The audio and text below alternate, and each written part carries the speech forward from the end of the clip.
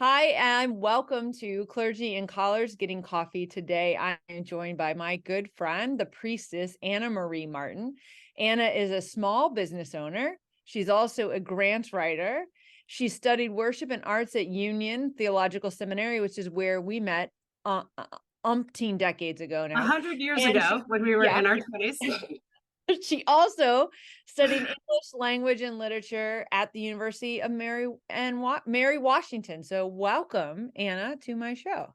Hi, Leah. Thank you. I'm thrilled It that is you great. asked. And we actually just got to see each other face to face in person. That was the best hug. That It was the was hug of 20 years. That was pretty great. it was fabulous, and it was great, and our kids met, and they cross paths and went on their They own walked ways, off in different directions. which is my children all the time. Uh, Totally. but So what I know, and I introduced you as priestess. You are not Presbyterian like many of my other guests have been. But you are a priestess. So can you tell everybody? I mean, I know more about that because I've known you for a while, but talk about your faith. What are some of the tenets or those titles as well, so that people listening could understand? Sure. I'm a pagan. Um, Pagan and Wiccan and witch are used kind of interchangeably among people who are pagan. You say witch, and like people start to lose their minds a little Well, bit. I mean, yeah, I don't live so far away from Salem. Like it's a real Yeah, thing. Yeah.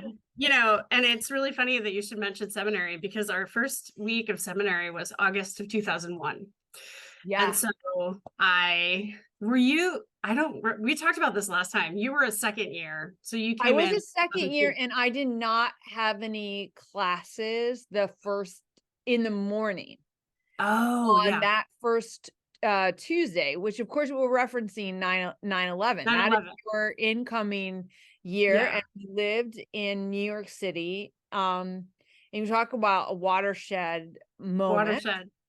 right? This is a Um, before and after event, is what James Cone said. Yeah, and I This and I class. remember that as we had chapel too, that like Vincent Yeah. Wimbush was like, this is one of those moments that is going to change the way we approach text, because it changes your viewpoint and way you approach life in general. But yeah, so August, you come in as a new first year, Yeah. August of 2001. 2001. Yeah. And what a So, great class you were in. Yes. yeah. So it's really funny. I was in therapy for a couple of years, and I was a part of this goddess circle. And the woman who convened the goddess circle, it was called Woman Wheel. She was a graduate of Union Theological Seminary. And the year before, she had pointed at me. She was like, "You're the next one who's going to Union." And I was like, "Oh, really? I am? Oh, who, me?" Where are you getting that? And so I did, and I went, and I was talking to my therapist. I was like, "I'm a pagan. They're gonna light me on fire." I'm a witch. That's what people do with witches. They burn them. And I mean, she was an Episcopalian MSW, Reverend ordained Episcopalian. She was great. She was amazing. And what she did is she said, "Okay, Anna, introduce yourself and count to 5 in your head. Because if you don't laugh at yourself, other people don't have permission to laugh at you." And Mm. that was 2001, 22 years ago. And that is something I still do. And, I love when people laugh at me. I love making people laugh. But at the same time, it's like, if I need people to take me seriously, "Hi, I'm Anna. I'm a witch. 1,000, 2,000, 3,000, like, and I really expected people to be like, "Oh, get the logs. We're just gonna make a little, and you just stand over here, honey," like. But I met people like Dion Boissier Oh, and John Miller and Jean Anderson and Christina Hansen, uh, and they loved me. They yes. loved me. Yeah. It was amazing. And they took me seriously as a person of faith, which was also amazing. And then I met Mark Miller, who was the gospel choir director. He's And I phenomenal. walked up to him. He kind of has this Fat Albert vibe, you know? He's phenomenal. That's what he's phenomenal. He's He's absolutely, he's gifted musically, he's kind, he's generous, and he is just so smiley and wonderful. yeah. He's such a kind-hearted person. And I walked up to him and I said, you know, I'm ambivalent about Jesus, but I love gospel music and I love to sing. He goes, come on in. You know, like he didn't even blink. He was just Yeah. like, yeah, join us. It'd be great. And like my introduction to gospel music, oddly enough, was the Blues Brothers movie where Aretha Franklin and James Brown. Mhm. And I think it was years before I understood either like the lyrics to that song, there ain't Right. nothing you could ask of me that I can answer you with, I won't, or let's go back to the old landmark and we're staying in the service of the Lord. Like it's James Brown. Like you have no idea what he's Right. saying. Like you're Right. in it. Yeah. You know? It is like, I mean, and I've talked about this with some other people too, right? Like music is definitely transcendent of Sure. all faiths or even non-faith traditions. I mean, music is one of these transcendent well, art. I mean, you're an artist as well. Like, I mean, we can go into that. You are, but like I am not an artist. I appreciate. Yeah. I'm an appreciator of art. But it's not, that is not the way that God's, or the universe, that's not the way I'm spoken to. Like Yeah. in terms of creating, in terms of responding, yeah, but not creating. But yeah, so you're talking about some like, right, really incredible people and experiences, but did that help you to, as your therapist said, like to take it more seriously? Because it is serious. Like, our faith is serious. Totally. Yeah. Well, the other thing that happened that involves Mark Miller Yeah. is not okay. So September 11th was a Tuesday. Mark Miller came every Monday and the gospel choir sang that Monday. Right. So the next Monday he came around and we practiced this gospel song, Jesus is a Rock in a Weary Land. And it starts with sort of melody and then it just breaks into harmony and it's in a minor key. And I was walking down the steps with Ellen Larson and I said, Jesus is a Rock in a Weary Land is so much better than Jesus is a Great Idea. Like, because I went to seminary, like, I guess maybe I hadn't really heard of Jefferson's Bible, but I was just like, okay, we're going to X out this and X out that and X out this. And we keep these stories, you know, Right. but what Jefferson did, he's like, X out this, everybody's going to be Right. But just take out the parts that you struggle with. It's all good. Totally. Right. Yeah, forget it. And that moment of this song and everybody singing Jesus is a Rock in a Weary Land and just over and over, it really broke something inside of me. Wow. And I don't mean Broken in a bad way. I don't mean like we broke it and now we can't use it anymore. But like there was something that was like cemented together too tight. And there was like pain in the inside. Yeah. You know, and then it just kind of loosened the mortar on the bricks a little bit. Yeah. And I was angry. And I have to say, I found out Janet Walton was a Catholic nun the day after I graduated from seminary, and I was an asshole. I was like angry at the Catholic Church did this and Catholic Church did that, and I hated everything Catholic Church. And she smiled and nodded at you the She entire never said anything. No. And I was horrified at my own rudeness. And that So, happened. I mean, so it's interesting because you're talking, well, you have shared a lot of names of people, some of whom I'm still in contact with, and some of whom Janet like Walton. Janet Walton, I haven't like thought about in years. But yet I think about her all the time. Yeah. She talked to us about creating space, right? Yeah. She was the professor that talked to us about how we create space. And that can be in hospitality or in Right. art or in the way we set chairs or Or a like table. or a And table. yeah. Right. And Or the way we hang fabric from the ceiling of the old church house that we meet every yes, day in. Yeah, she flipped the church inside out, covered it in absolutely. rainbows and like removed all the chairs. I mean, I don't know. I mean, it was very freeing, the things that she talked about. But one of those things that I feel like I've discovered more, and I wonder if it's not what you're sort of pointing to, is like as I have understood and developed a deeper sense of my own faith, then people laughing at or that sort of stuff like you're talking about that happened with Janet Walton, like I wasn't laughing. I was no, kind no, of, no, but you I were, was yeah, just you were like talking about some deep wounds, I'm sure. But deep like, ones. Yeah. but like when we are secure in our faith, what she did is she was able to walk alongside of you because even though Yeah. you were and again, like we talk about creating space, like physical space, but also that emotional space that is like, hey, if you need to say these things in order to understand and become aware and discern about your life and what the Catholic Church has done to you, then you go ahead and do. I'm still going to be a nun. When all Yeah. Jan, you were not changing her mind, right? Well, Like, my vision of nuns, because I went to school with nuns, they had wimples and frowns yeah, and rulers, right? she had none of those things. Janet had none of those things. Janet had no wimple. She had no ruler. She just She wore regular clothes.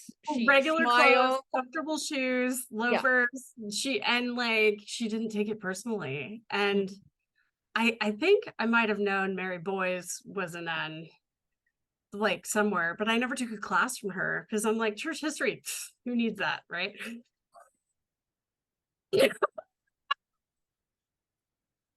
Sorry. No, I Sorry, mean, everybody. but you wouldn't for what you do. So like, so when you, because it's not church history for pagans Church, and witches is a right. very different Church history. history for witches. That's right. That's a new class that we're gonna do here. That's a very different history Yeah. lesson than like when we talk about church history for Protestants and Catholic. It's a Right. very, Yeah. very different But history yeah. But you could lesson. even say church history for Protestants and Catholics, also very different. Church Mm. history for Protestants, church history for Catholics. And I mean, if you're going to go through a formal ordination process like the Presbyterians, you have to have all of that extra Presbyterian history, Presbyterian polity. And I know two things about that because I worked at a Presbyterian church from 2010 to 2012. And I was an unmarried pregnant woman when they hired me. And they hired me. So you were like, Mary. Yeah. So we do not respond to other unpregnant, unmarried, Yeah. pregnant, not unpregnant But women with the same generosity. the man who hired me, his name is Paul Rodkey. He is a gift to this universe. Very, very goofy. Always talking. Like if there's like an extrovert introvert scale, like I'm at 0. I'm like, ha, ha, love people, love my couch. But like he's like off the charts extrovert. Like I would watch him. He would throw football parties for the Seahawks or like Super Bowl parties. And he like if he wasn't talking to someone, if there wasn't someone talking with him and watching the game, and he was so obnoxious. Like the Seahawks weren't playing, somebody would score a touchdown. He'd be like, "Go Seahawks!" Right? Like super annoying. It was hysterical. but like, I remember watching him one time and his face was just really uncomfortable because nobody was talking to him. He was sitting in the middle. Everybody's paying attention to the game. Nobody's paying attention to him. And I was like, oh my Right. God, you have the youngest child. Like, I have to be entertaining or no one will love me. Like, it's, Yeah, sorry, I mean, we're all our ages at once, right? So oh yeah. I think there's a lot to that. But okay, so if you had to describe your faith, like what are some of the like we have, you know, church holidays and Right. festivals and Absolutely. yearly things that come up, and what, you know, commonly what a worship service looks like. So what do your gatherings look like? What are some of those festivals or high holy days, as I would Yeah. say, or whatever? Yeah. So our Easter and Christmas only is Halloween and Yule. Okay. So there's, if you look at the origins of a lot of Northern European religious festivals that are now considered Christian, they're all sort of stolen wholesale Yeah, from Constantine pagan. was effective. Yeah. Oh yeah. But also, like, what does Jesus have to do with rabbits? Right. Right? Like, Jesus doesn't have, like, why are rabbits and eggs the symbols of spring? Because egg is the symbol of new life, Right. and rabbits have a lot of sex, and they're A very, lot. you know, They have a lot of lots of babies. bunnies. Yeah. And so there's symbols of fecundity. Oh my gosh, I'm so fancy. That is a fantastic word. Yes. But and so that's what spring is about. And so those are the equinox symbols, the egg and the rabbit. And then okay, back it up. So we celebrate the wheel of the year. Okay. So we view time as both linear and cyclical. Okay. So our sacred symbol is a spiral. Mm. So um when we think about time and our celebrations, we think of something that we call like a liminal space. That's what Okay. ritual is, right? Right. So and I want to say just a very general caveat, like, it's very hard to finish a sentence that starts with the word pagans believe, right? Okay. Yeah. Like, Yeah. in paganism, Wicca, witchcraft, it's a mystery religion. It's a mystery religion. Like, it's a we don't have the answers, you Right. know, like, but exploring the questions is worthwhile, right? And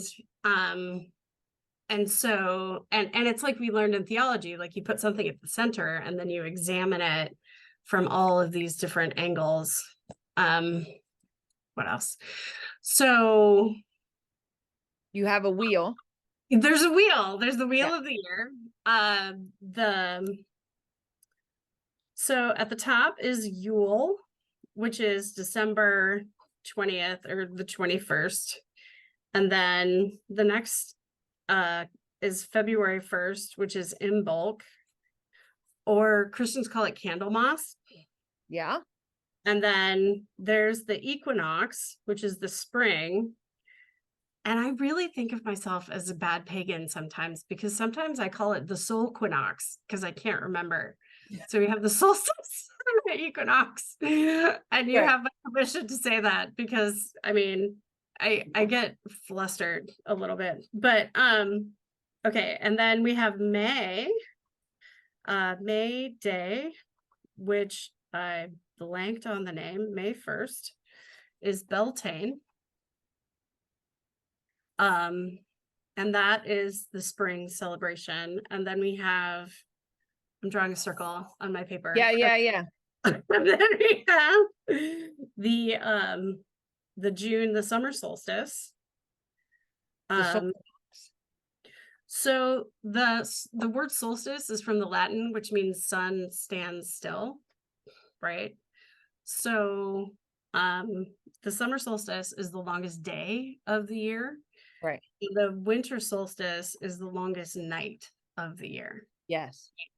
And then I guess in the northern hemisphere. So between the winter solstice and the summer solstice, like the days get longer and longer. And then between the summer solstice and the winter solstice, the days get shorter and shorter. Right. So the only holiday that didn't quite make it to the Christian calendar is August 1st, which is called Lunasa. Something to do with the moon? Yeah. And then we have the fall equinox. And then we have the Witch's New Year, which is Halloween. And then we have the Yule, the winter solstice again. So what do you do differently on Halloween versus Sorry, no, you got it now, your wheel. I'm like, okay, I can do this. I can list them. It's a picture. It's in my head. I can't do what are the names again? Okay. That was a right brain meets the left brain moment. Your New Year, right? Halloween, Day of the Dead, like all of that, right? All Saints Day on the Christian calendar comes right after that. Why is it a new year? Why not Halloween? Like, what is it? I mean, why is it a new year? So each season has 3 pagan holidays. So winter goes Halloween, winter solstice, Imbolc, right? Yeah. So that's a season. That's a slice, right? Yeah. And then spring is Imbolc, equinox, Beltane. That's also a season. And I think it has to do with the harvest year. Oh, okay. So we plant seeds in the spring. Right. We, grow seeds in the summer. We harvest seeds. We harvest the food in the fall, and then we put away for the long winter. And that's my understanding. That's the new year. Yeah. And that's why it's the new year. I remember one year I was in New York and we did Halloween and then the solstice and then the Christian calendar, January 1st. And then we did the Chinese New Year in February. The Chinese New Year is the second new moon after the winter solstice. So that's also a holiday that moves. And I remember by February, I was just like, oh my God, the new year. Let's make it old. Like, this is crazy, because I had like a whole season of. But it is a season where you can restart if you make resolutions, I guess you can redo that every year. So is there a practice that happens with some of these days? Each holiday has its own sort of rituals and symbols. It's quite a lot. But just give us some of your highlights. I mean, I always say like I'm allowed to have favorites, like favorite days, or like Monday, Thursday is my favorite holy day. Luke is my favorite gospel. Like, I have my favorite prophets. I have some prophets that I'm like, you just are so whiny to me. They're just like, shut up. Oh my gosh. I just am like, we would not have gotten along. We just wouldn't have. No. We would have tolerated each other because Jesus loves us, but like, no. If it weren't for Jesus, I would not be sitting down at this table. Speaking of Jesus and people who we don't like very much. Yeah. Like when I went to seminary, I've learned to like him better, but yes.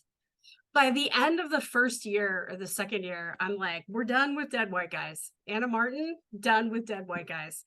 I'm done. So like I look to women, I look to people of color, and I was so done. And then I learned that Augustine is from Egypt. Yeah, not a dead white guy. Yeah. People from Egypt are not considered white. People from Egypt are considered people who have a tan or people of color or, black and brown. Sometimes that's what we call them now. But like, I was like. But he was a Northern African. Yeah.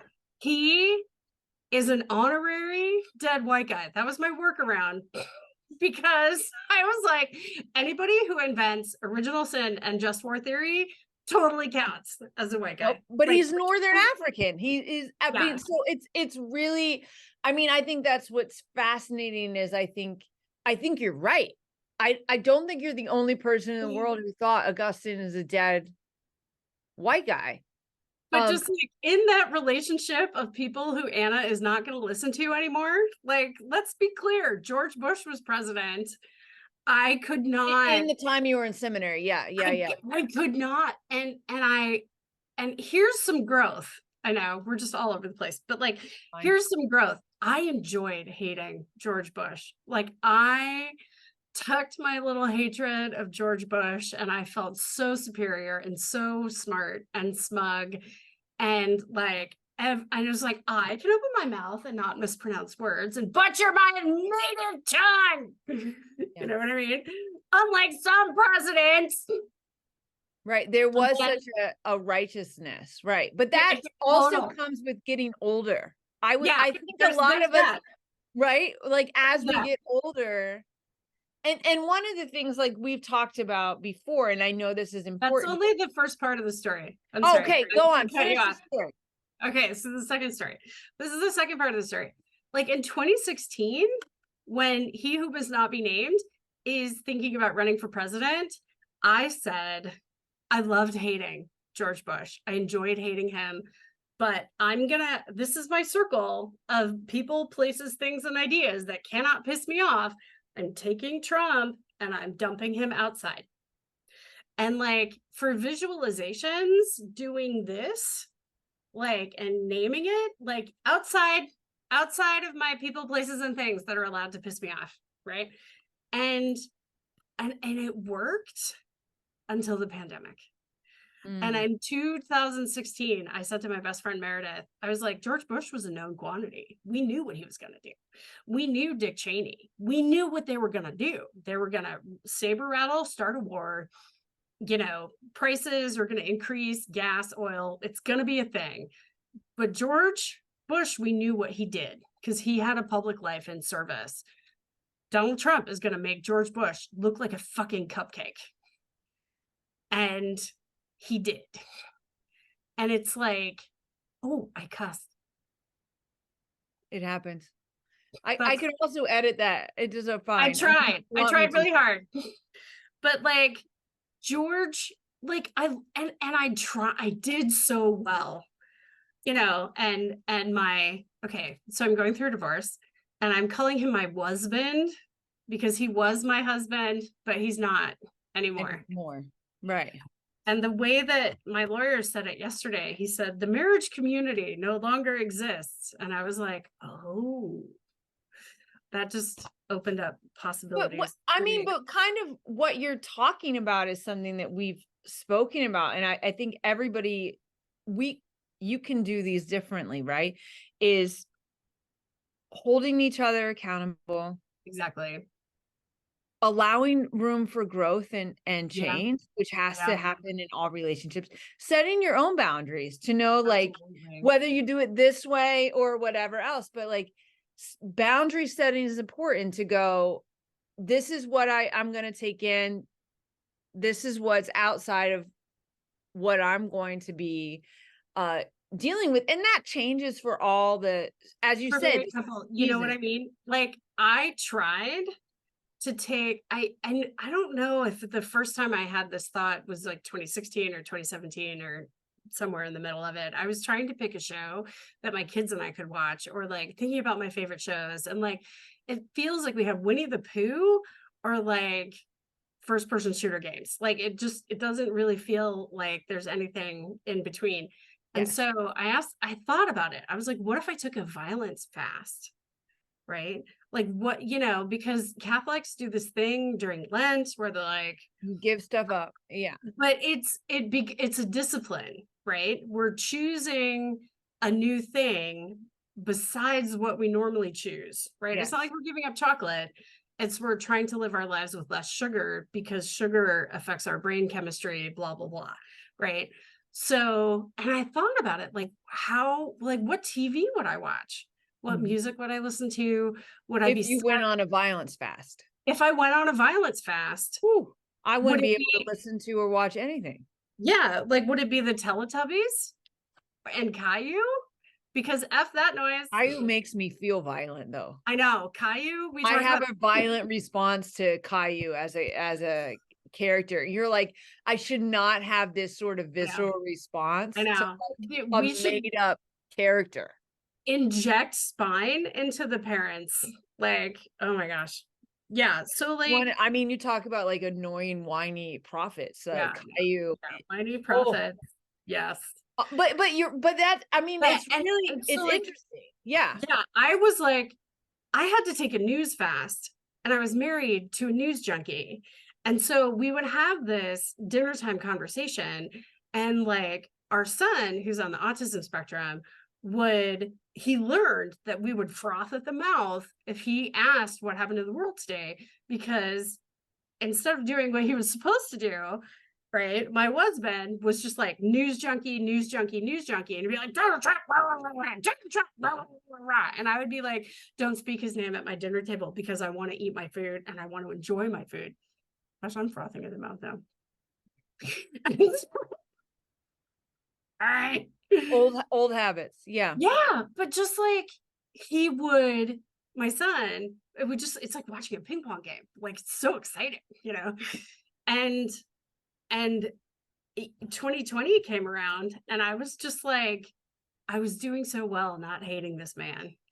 I was doing so well not, but then everything fell apart, right? I mean, the world, you talk about breaking open, like this would be a little bit different of a break line, but some of what you're talking about in general for me reminds me of, like, in addition to like the accountability and the learning and the growth that happens, but also prioritizing, Oh right? yeah. Like COVID, if nothing else, gave the world an opportunity to prioritize. And I think some of the stuff that was so hard in that, watching it, even thinking about my own decisions in my own life at that time, right? That you're like, man, some of the things that we prioritize were not things I would have named as priorities. Yeah. Um, and from and everybody handled it differently, right? Everybody went through their own thing, and it was hard not to judge, and yet I found myself going, stop, don't, Yeah. because I don't Yeah. want to be judged You like just that. gotta Who have your wants to be circle, judged? and you gotta be Yeah. people I'm out. like, man, I don't want to be judged this harshly about Oh God. and Oh, I decisions feel that it. you made. And it felt very like, as clergy, you don't have a lot of anonymity No. in your community. Yeah. And COVID came into the place where I had some anonymity, which was our home, and Yeah. made everything work for there. So now suddenly our son's classes are seen into our house. Everybody's seeing how we parent. The world is seeing how, everybody that I work with is seeing what I live and what things look like and how interruptions happen, and some things you can buffer and boundary, and other things you couldn't. And then, people's children are running around naked, and then the cat's butt is in the screen, and then like Right. My you have son to let took the his dog second out. grade class into my shower. Right. Exactly. Terrible. Oh He's like, I yeah. turned the camera off, and I was like, no, it's still a boundary line, even if the No. camera is off. Like, Yeah. not okay. My It's just daughter like started something we don't talk kindergarten. about. My daughter started kindergarten on the online, and I looked in her room because like my mom brought her a little desk, we had a little laptop from the Right. conference, and then Brady Bunch squares, and my mom, Right. and how's it going, darling? And I looked at her screen, and there was a kid with a pair of safety scissors like up his nose, and I was like, and my daughter, Right. you could not. Oh my gosh, the No, and I kindergarten. say now, like, you couldn't pay me enough to go back and do those Oh things. no. There are several things in life, like there's no money to which I would take to be under the age of 25 anymore. Oh no. Just because I Folks. feel like, right, I feel like I became a much better human being I don't know if that's true. Well, your brain development, if you think about the brain development, puberty starts at like 9 and ends at 25. Right. And there's a speaker, her name is Laura Vandernoot Lipsky, which is quite a Yes. name. And Yes. she came to Spokane and she did a lecture. She's based out of Seattle, actually. Like her first book, oh gosh, it's called something like Resilience, Trauma, like Carrying Trauma. Right. That's not what it's called. I'm sorry, it's going to drive me nuts, but I'm not going to Google it. I'm going to pay attention. So, It's like I actually have the book like right oh here, yeah, but it's right there. I'm not gonna grab it for you No, but but it she is just was, resilience has been in the title. and she's hilarious. Yeah. She's teensy with huge hair. And up at the microphone, she's hilarious talking about all the stuff that's really, really hard to talk about. Trauma, this happens, Yeah. how we, and like she said, this is what she said: puberty starts at 9 and ends at 25. So any moral lesson that you want your kids to have, drill it into their heads before they turn 9. It's just like, Right. And then talk to them again once they're 25. yeah. I mean, there is a lot in that, but I'm like, but this is why I think it's good to have, and we'll get back to like why it's good for us to be in community with like intergenerational people who are different, Oh like yeah. people who are different, so that we can learn and model how we do that stuff. So people who are different, so we can be held accountable for the things that we say and do. And people who do things, it's important. But I also feel like I said if I weren't my mom already, I'm becoming more and more my mom Sure. as I age. But one of the things that I recognize in saying that, is it's like what some of the things that my mom modeled for me were about what she thought were important as a civilian, right? She was a humanist. That's how she would define her religion, was humanism. She was like, this is the life I have.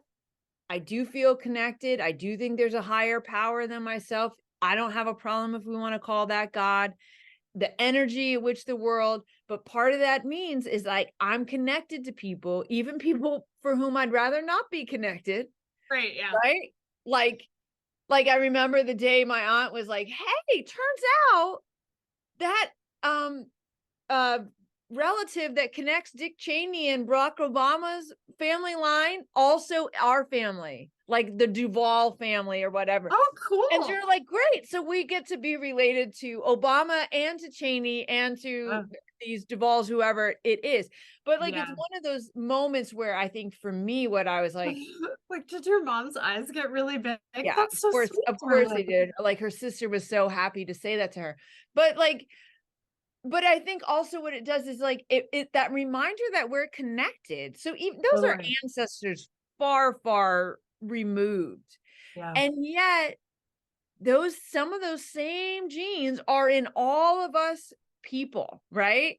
And that's why like having and involving ourselves intentionally with difference, whether it's Oh religious yeah. difference, personal difference, like political difference, and that like reprioritizing, it is going to be Oh, tough. it's, yeah, no. We absolutely need to figure that stuff.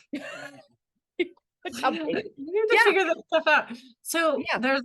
there's a secret society that I'm a part of. No, just kidding. It's not a secret society. It's Alcoholics Anonymous. But there's a line in Alcoholics Anonymous, the book. It's like, we are people who would not normally mix. And, I've been sober since January of 2010, and it's Just like, incredible. even Yeah. this past year, like, I don't know if you remember, I drank at seminary in I mean, a lot of people did. a And lot. Yeah. I No. bartended in the pub. So like Yeah, I was yeah, an enabler. Yeah. yeah. No, yeah, I wouldn't. That's like, you're Presbyterian. Like, Presbyterians have a different sort of Yeah, tolerance. yeah. Yeah, we do. I mean, I wasn't really, but I decided it didn't I wasn't like being like, you do want to drink. And it was I like was, nothing. It was just hanging yeah. out with people was more my joy, and I need to Oh, pocket. yeah. But yeah, Yeah. so I mean, you were not, but yes, you did not, you struggled with sobriety. Yes. I drank too much at seminary. We could just say either of those things. Like you Yeah. just put a very diplomatic spin on it, and I'm like, I drank too much at seminary. It got in the way. Yeah. And I knew people who were sober, and I didn't understand it. And I went to there's this woman who shared her meeting at or shared her story at it was Al-Anon meeting, and I went to support her, and like didn't even occur to me like, oh, I have a problem, and like my next door neighbor's girlfriend, let's just say girlfriend, Okay. extramarital affair. God, she was amazing. I love this woman, but like I found out that my next door neighbor was married, like, and I got a little judgy, and then I was like, shut the F up, Anna. You don't know your life. You don't know her life. You don't know their life. Anyway, she had the courage to say to me after the night that our friend got kicked out of school, that night that caused our friend to get kicked out of Yeah. school. Yeah. Speaking of enabling, and she came to me and she's like, Anna, you're drinking too much. I'm really worried about you, which took so much courage on her Yeah. part. And I respect her and I love her. And I said, you're right. And I tried to dial it down. And And you heard it 6, 7, 8 years later, it made yeah, more sense, yeah, right? Like then it became a point in which you make a decision, but I think those seeds are important, and we can call them what, seeds of oh, yeah, accountability or oh, yeah, whatever it is, because it might not be then. Like it yeah, might not be at the moment, right? In 2002 that someone yeah, says that to you. It was 8 years later. yeah, yeah, yeah. And Eight but yeah, it long does years. take courage to say that. And I think Oh, like yeah. I remember having a conversation with a friend once, and they were like, "Well, you just seem so confident in like calling stuff out." And I was like, "Oh my gosh, I'm in like a nervous, panicked mess. I hate every bit of it. I will replay that scene 277 times before I go to bed and go, oh, Yeah. I wish you had taken a deep breath and counted to 5, Leah, before you said that thing that you said, because Oh, it wasn't the thing necessarily, but the tone could have been better or we're not doing whatever. tone, we're not doing tone. Just, Oh, I'm sorry. and yet it's so That's like important, a right? And side you're note. outside, Side note. it's Sorry, outside, everyone. and yet, like, that, yeah, I'm just like, sometimes it's like that constant work, but Well, that sometimes, awareness that people bring to us, and sometimes that person is a complete stranger. sometimes you need a little tough love, Oh, you know, and and there are more than one time in my life where I needed a little tough love. And this is, I just want to say this to respond to what you said just now. I like, how do I want to say this? My opinion about you is that even if you don't come up with the right words, your heart is in the right place. And so, thank like, you. the heart alignment is so much more important. Like, you don't do it out of malice. You don't do it out of, I'm gonna mess up their day because I have that power. Like, you're like, I genuinely care, and this is what I'm seeing. Yeah, And you get in trouble for it because everybody else in your life is like, no, that's the thing, F that noise, la la la la, and you come back and you're like, you guys, this is what I'm seeing, and yeah. nobody likes that. There are definitely times where I'm like, I've had many a conversation with God, usually in my car as I'm Oh, driving from one best prayer the time. place for screaming, yeah. Right. Is that I'm like, God, sometimes I wish you had not given, like, why couldn't you have just could, if you could have turned the volume down on that part of my vision, or like whatever, like that Oh would my be, God. lovely. Or if that side of my brain, like, maybe just like I just you have scotch so less, much courage though. You have so much courage. a You know, little like bit. I mean, I but that is because in part that's my family of origin. That's how going through the world was modeled to me, right? Like my father was a preacher and an activist. My mother was a humanist and an activist. And, they had, they didn't stay married oh, for a while. oh, no, no, they were not good married. Like Oh, okay. that's a But whole you different okay. Help me story. out here. They You have thought one they brother? would compliment. You have one brother, No, Aaron. yeah, one brother before my parents, and then there are three of us with my parents, and then a Oh. sister afterwards. So uh Oh, okay. they're five of us, and we're very jumbled Brady mess, which Bunch. is part of Yeah, why I go. My mom taught me that uh families are only dysfunctional when they stop communicating. That it exactly. doesn't matter if there are a lot of divorces there, or there's this or there's that. Like it's only a problem when you're no longer willing to sit at the table together, which I didn't realize was going to shape my communion Oh, theology totally. Yeah. so much. Like Yeah. as a pastor, that sentiment of like, no, we only stop when people aren't willing, because Yeah. this like, I mean, in the house, that table was literally the dining room table, right? Yeah. And the God in this with a very small g would have been the matriarch, which was my mom. My mom had this amazing ability to bring variety, like you never knew how it was going to show up at our dinner table.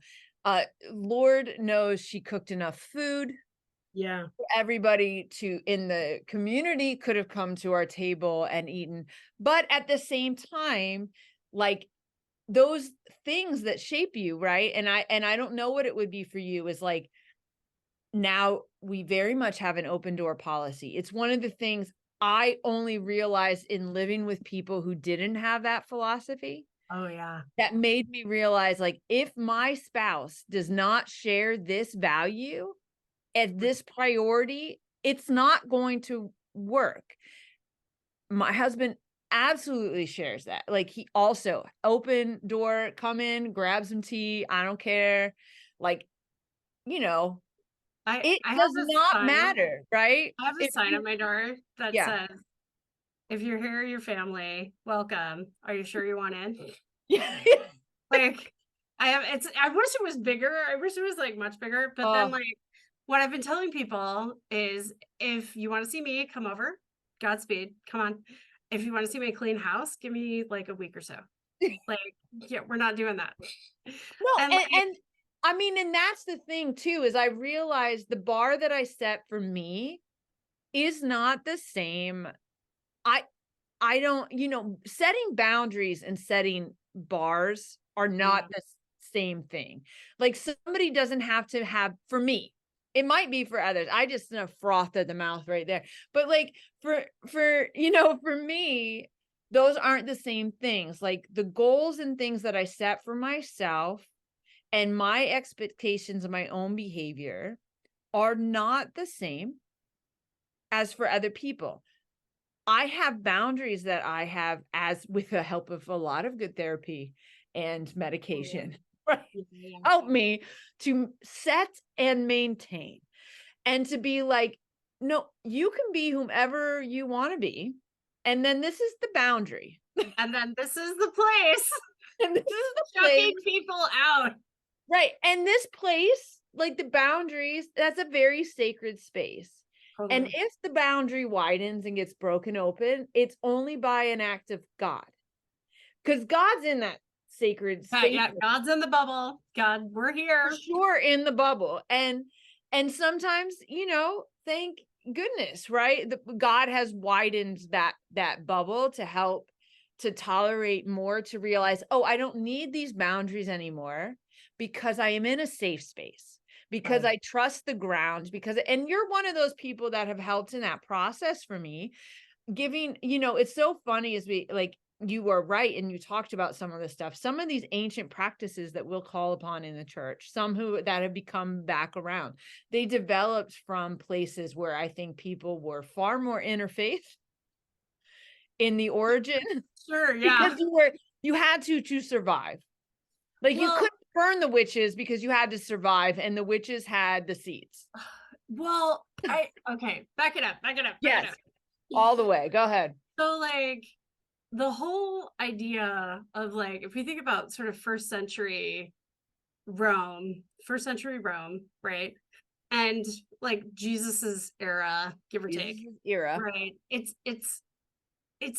not only interfaith, but it's proscribed interfaith, right? Yeah. So like, if you don't have your own deity, great, you worship the gods of the Roman Empire. Super, good. We got this.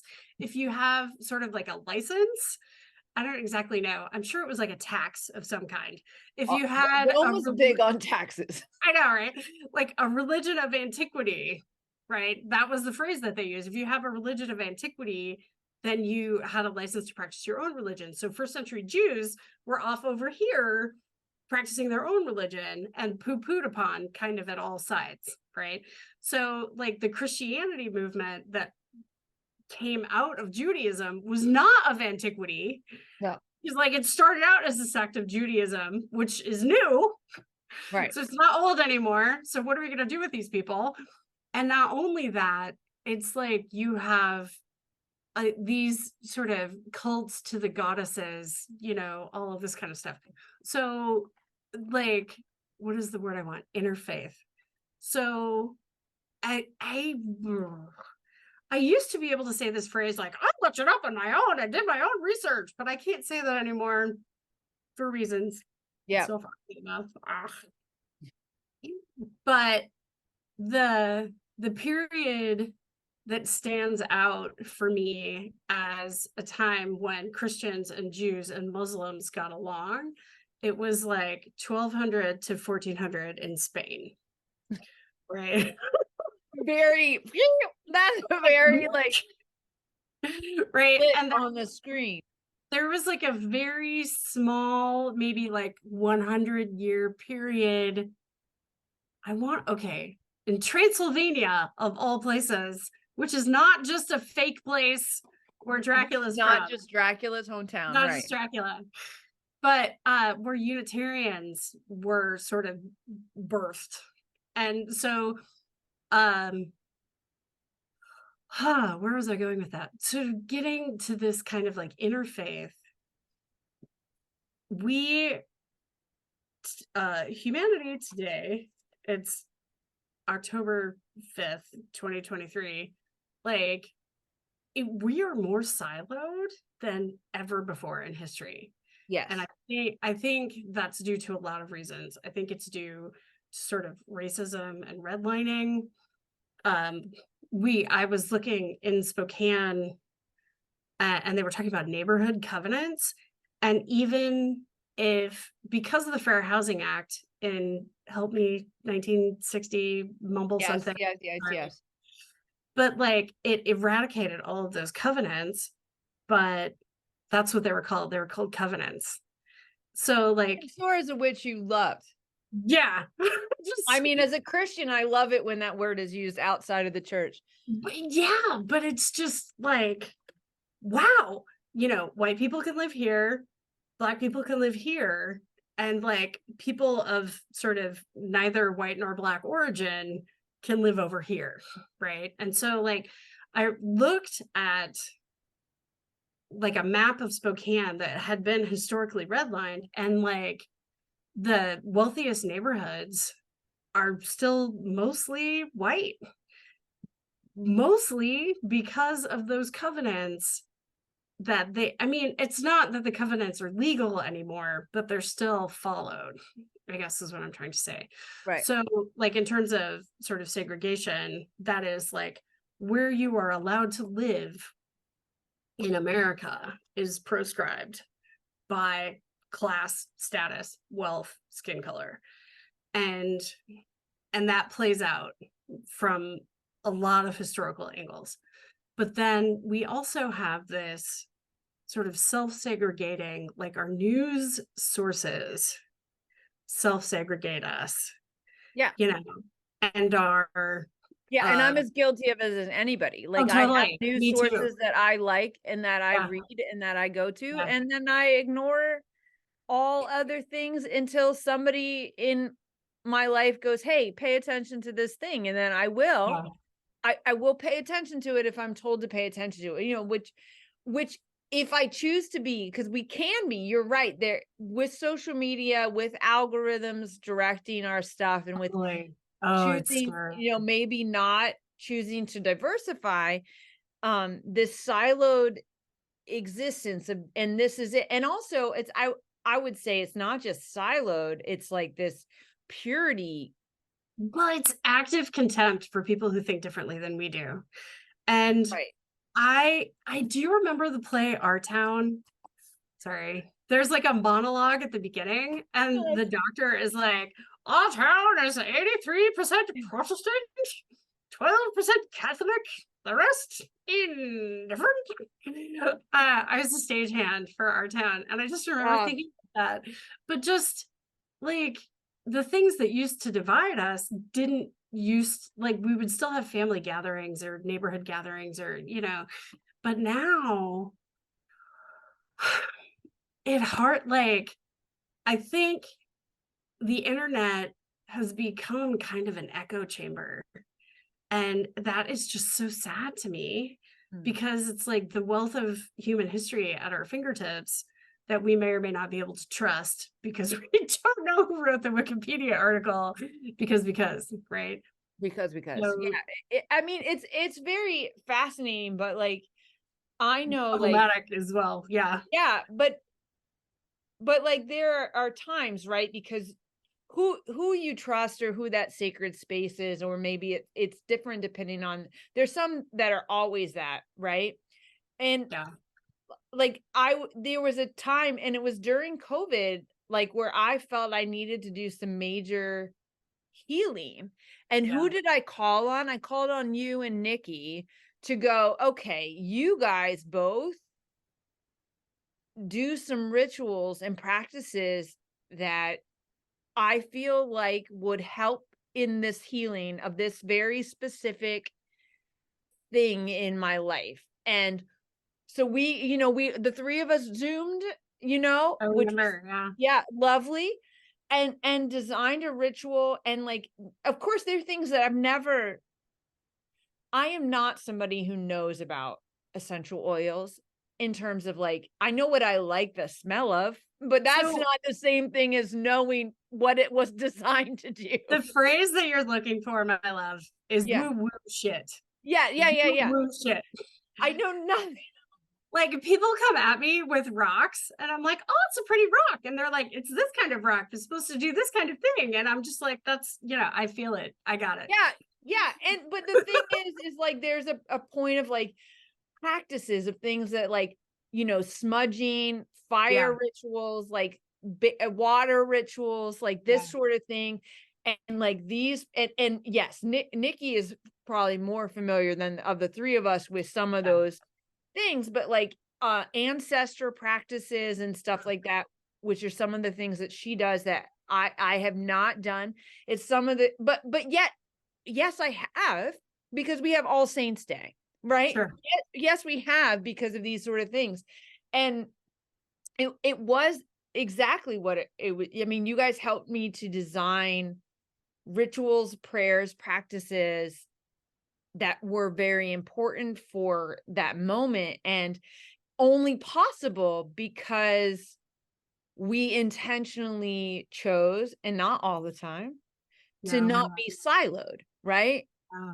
Yeah. And I think this is how I describe union and just kind of equity comes up a lot in job interviews, which is Yes. good. Where I'm here for it. Tell me about equity. And what I say is I went to a school that privileged historically underrepresented groups.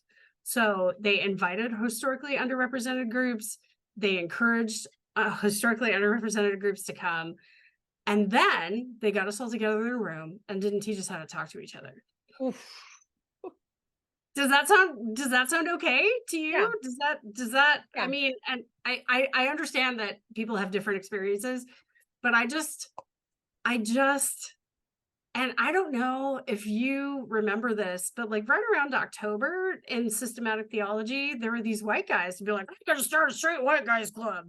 And it's Yes. like, shut the I'm not saying that word up.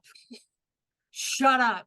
I do remember this. And you know, and what's interesting, I think you're right. Like when we talk about, and we've talked about that some, like accountability, whatever. But there was Yeah. unintentional harm. That's what Yeah. I'm trying to say. There's Yeah. unintentional harm. Like we're pulling these groups in, and then you have these sort of well-intentioned white people who are like bulls in the china shop. Like they're saying things and they're hurting people and they don't understand.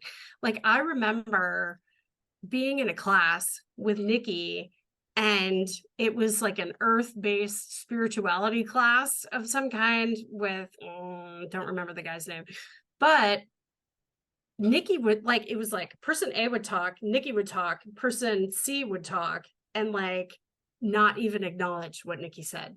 And it was like that And just over. for people listening And who don't know our dear friend, oh, Nikki's a person of color, yeah, majestic, beautiful African American, gorgeous, PK. yes. Inside, outside, she's wonderful. Oh, She is, hilarious. I mean, she was a Brilliant. roommate of mine, sister for sure. She's one of those ride or dies for me in my life. And also the place, she is one of the first phone calls I'll make when I'm like, ooh, I need a reality check. Yeah, yeah, yeah. I know I need it. I know I don't want it, but I know I need it. And Like you know she'll tell you the truth, even that. if it's uncomfortable, Oh, for because you have that sure. relationship with her. For sure. There are times where it's uncomfortable, but that's okay. Cause that's where Yeah. like for me, that's where like the growth happens, is in that uncomfortableness. And so sometimes I ask the question, like,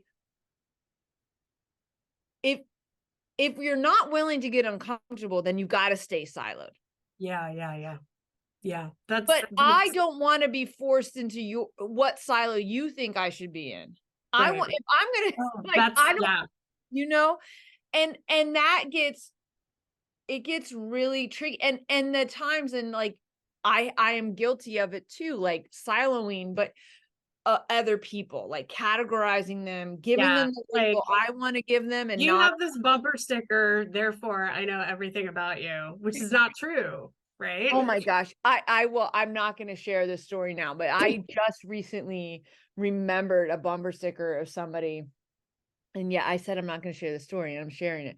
But it just made me ask so many questions Right. more about, like, you have exactly one bumper sticker on your car. And of all the things you could have told the universe about who you are, this is what you chose. And not good or bad. I found it fascinating that I thought, and this is, it's going to bring us to our last question, because you unbelievably, Oh, we're at an hour. oh, But I mean, and now I'm realizing that my question is kind of like that. So don't box yourself in by my last question if you don't want to be. But about Care Bears, right? Is Care Bears.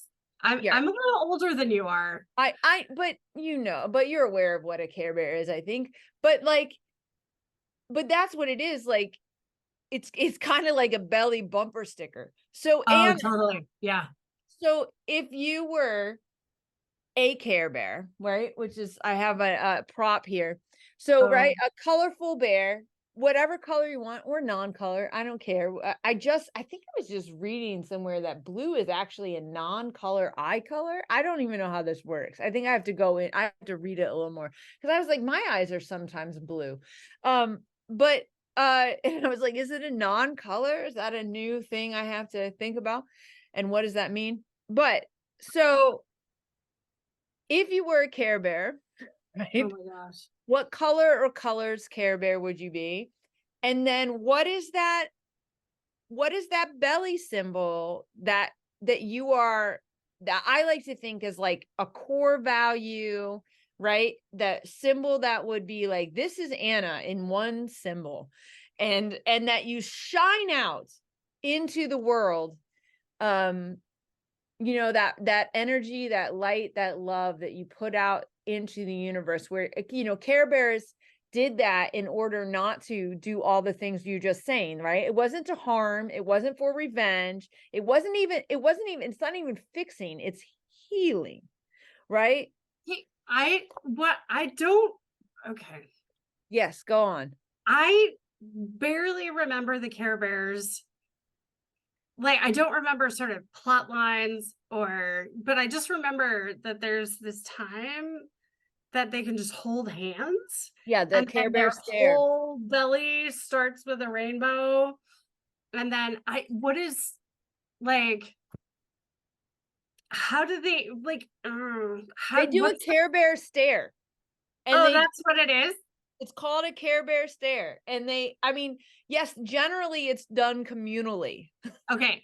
But like, before the Care Bear stare, we're experiencing X, and after the Care Bear stare, we're experiencing Y. Like, what happens? A healing happens. So there's a Oh, and healing. problem. Okay. There's a problem, and you know, whatever that problem is, right? I don't know, and they varied because it was every time it was There's different. episodes.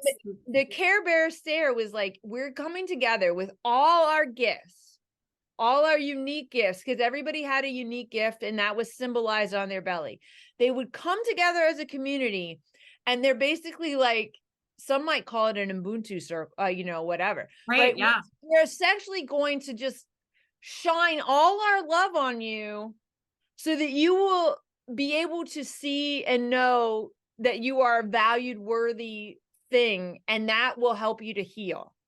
And so Okay. it's not about perfection, right? And it's not about punishment, and it's not about whatever, but it's about healing and love and reminding somebody, hey, you have a symbol on your belly too, even though you might not be a Care Bear, right? You have this, there's a purpose for you in this world. And basically we need you to be your best self right now. Right. Yeah. Just fix it. I wish it could be fixed with a Care Bear stare. I would Care Bear stare Does every. Alice Walker told the story, and I don't know. I mean, I think it's like an old practice with tribes in Africa. I don't know. I Yeah, I learned it think it's through a Alice South Walker. African tribe in particular, and I couldn't But tell you. Yeah. like, if somebody harms, they Yes. put that person in the center, and then everybody shares the good things that that person has done. Yes. Yeah, and they bring them back to themselves. Like, oh, Right. idea. What a great idea. So, like, say you're part of the world circle, because I think you are, Anna. So now you're a Care Bear. You get to do that. What colors? No, I'm not going to limit you. And Oh yeah. symbols on your belly. So, I really feel like I would be galaxy colored. Okay. So like I would have some blues and some purples and some sparkles. Yeah. Maybe Yeah, even I some don't know how green. I ended up with you and Nikki. You guys love sparkles and glitter. I think it's like, I'm like, keep that away from me. Yeah. They call it, you've heard glitter as the craft herpes or something, Oh, the herpes of craft. it's It's craft everywhere. sand. It's the same as sand Yeah. in the crafting world. Yeah. Okay. So Yeah, you don't have a girl. You have two boys. And 3 boys and a husband. So like, you don't know from glitter. And I don't know. I really feel like I adopted sparkles and glitter a little bit later in life. I don't remember I was very sparkly at seminary. I think I was angry. I think I was so just angry that you sparkle. angry. Yeah. All right. Okay, so you're like galaxy putty, galaxy right? color. Yeah. Because those are all my favorite colors, like purple and blue, and like this color is sort of Right. And if I had to pick a symbol, let's see. So the first symbol that came to mind is a spiral, right? And then, but like I'm looking at this, and the scarf is like phases of the moon, you know. Yeah. Like, here I am. Like, if you were one thing and one thing, I'm like, you have one color. I'm galaxy colored. I'm purple and blue and green and sparkly. You have one color. No. No, you don't. I mean, what is it? This is a fake question. This is a real question in a fake scenario. They're I gonna limit know. all And then outside the box, Anna. I don't care. what would my symbol be? Like, it could be a spiral or the moon. Yeah, the phases of the moon, all of it. Stars. I love stars. I'm such a pagan. That is one of the Sun. but that's what I appreciate about you. It is Yeah. authentic. You are authentic. I love it. And I have loved spending this time with you and Oh my getting God, to introduce amazing. my podcast universe to you as well. I mean, you to them to you, however it works. And just thank you. You're amazing, Leah. Thank you for asking. And I think the world of you and your boys. And let's make it not 22 years till we see each other and give each other a hug. Yeah, face to face, real touch. Yeah, exactly. Yeah, yeah.